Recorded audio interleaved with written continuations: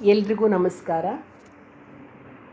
ಅಧಿಕ ಮಾಸದ 14ನೇ ದಿವಸ ಶ್ರೀಶ ಬಹುರೂಪ ಎಂಬ ಏಕಾದಶ ರುದ್ರರ ಅಂತರ್ಯಾಮಿ ರೂಪ ಶ್ರೀಶನನ್ನು ಆರಾಧನೆ ಮಾಡ್ತಕ್ಕಂಥದ್ದು.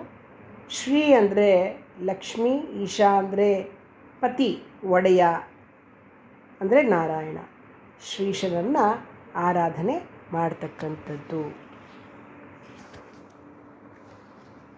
ಮೇಲೆ ಹೇಳಿದ ರಂಗೋಲಿಯನ್ನು ಒಂದು ಮಣೆಯ ಮೇಲೆ ಬಿಡಿಸಿ ಲಕ್ಷ್ಮೀನಾರಾಯಣರ ವಿಗ್ರಹವನ್ನು ಇಟ್ಟು 2 ತುಪ್ಪದ ದೀಪ ಹಚ್ಚಿ ಷೋಡಶೋಪಚಾರ ಪೂಜೆ ಮಾಡಿ 33 ನಮಸ್ಕಾರ, 33 ಆರತಿಯನ್ನು ಎತ್ತಕ್ಕಂಥದ್ದು. ಆನಂತರ ಒಬ್ಬ ಮುತ್ತೈದೆಗೆ ಏನಡಿಕೆಯನ್ನು ಇಟ್ಕೊಡ್ತಕ್ಕಂಥದ್ದು. ಅದರಲ್ಲಿ ಮುಖ್ಯವಾಗಿ ವೀಳ್ಯದೆಲೆ, ಅಡಿಕೆ, ದಕ್ಷಿಣೆ, ತಾಂಬೂಲ, ಹಣ್ಣು, ರವಿಕೆ ಕಣ, ಬಳೆ ಬಿಚ್ಚಾಲೆ, ಬೆಲ್ಲ, ಇದಿಷ್ಟು ಪ್ರತಿ ಇದರಲ್ಲೂ ಇಡಬೇಕಂತ, ಪ್ರತಿ ದಿವಸನೂ ಇಡಬೇಕಂತ ಹೇಳಿದ್ದೆ. ಅದರ ಜೊತೆಗೆ ಮಲ್ಲಿಗೆ ಹೂವನ್ನು ಕೊಡ್ತಕ್ಕಂಥದ್ದು ಬಹಳ ಶ್ರೇಷ್ಠವಾದದ್ದು. ಚತುರ್ದಶಿ ದಿವಸ ಮಲ್ಲಿಗೆ ಹೂವನ್ನು ಕೊಡಬೇಕು. ಇನ್ನು ನಾನು ಬ್ರಾಹ್ಮಣನಿಗೆ ಕೊಡೋದು ಎಲ್ಲನೂ ಆಲ್ಮೋಸ್ಟ್ ಹೇಳಿಬಿಟ್ಟಿದ್ದೀನಿ. ಬ್ರಾಹ್ಮಣರಿಗೆ ಸತ್ಪಾತ್ರರಿಗೆ ದಾನ ಮಾಡಿದ್ರೆ ನಾನು ಎಲ್ಲನ ಹೇಳಿಬಿಟ್ಟಿದ್ದೀನಿ. ಹಾಗಾಗಿ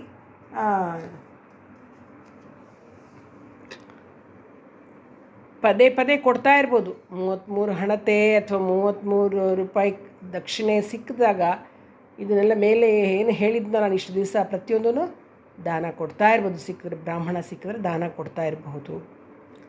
ಈ ಶ್ರೀಶನಿಗೆ ಆರತಿ ಹಾಡನ್ನು ಬರೆದಿದ್ದೇನೆ. ಅದನ್ನು ಡಾಕ್ಟರ್ ಶಶಿಕಲಾ ಕೃಷ್ಣಮೂರ್ತಿಯವರು ಹಾಡ್ತಾ ಇದ್ದಾರೆ. ಶ್ರೀಪತಿ ಶ್ರೀನಿಧಿ ಶ್ರೀನಿವಾಸ ಗಾರತಿ, ಶ್ರೀಧರ ಶ್ರೀಕಾಂತ ಶ್ರೀಶನಿ ಗಾರತಿ. ಶ್ರೀಪತಿ ಶ್ರೀನಿಧಿ ಶ್ರೀನಿವಾಸ ಗಾರತಿ, ಶ್ರೀಧರ ಶ್ರೀಕಾಂತ ಶ್ರೀಶನಿ ಗಾರತಿ.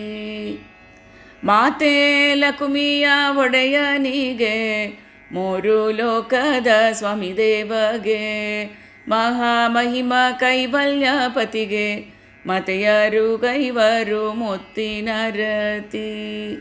ಶ್ರೀಪತಿ ಶ್ರೀನಿಧಿ ಶ್ರೀನಿವಾಸ ಗಾರತಿ, ಶ್ರೀಧರ ಶ್ರೀಕಾಂತ ಶ್ರೀಶನಿ ಗಾರತಿ. ಶ್ರೀಶನಂಗ್ರಿಯಲ್ಲಿ ಮನವ ನಿಲ್ಲಿಸುವ, ಶ್ರೀಶನನುಗ್ರಹಕ್ಕಾಗಿ ಬಾಳುವ, ಮುದ್ದು ಮುಖದ ಸರ್ವೋತ್ತಮನಿಗೆ ಮುತ್ತೈದೆರೆತ್ವರು ಆರತಿಯ. ಶ್ರೀಪತಿ ಶ್ರೀನಿಧಿ ಶ್ರೀನಿವಾಸ ಗಾರತಿ, ಶ್ರೀಧರ ಶ್ರೀಕಾಂತ ಶ್ರೀಶನಿ ಗಾರತಿ, ಶ್ರೀಧರ ಶ್ರೀಕಾಂತ ಶ್ರೀಶನಿ ಗಾರತಿ, ಶ್ರೀಧರ ಶ್ರೀಕಾಂತ ಶ್ರೀಶನಿ ಗಾರತಿ.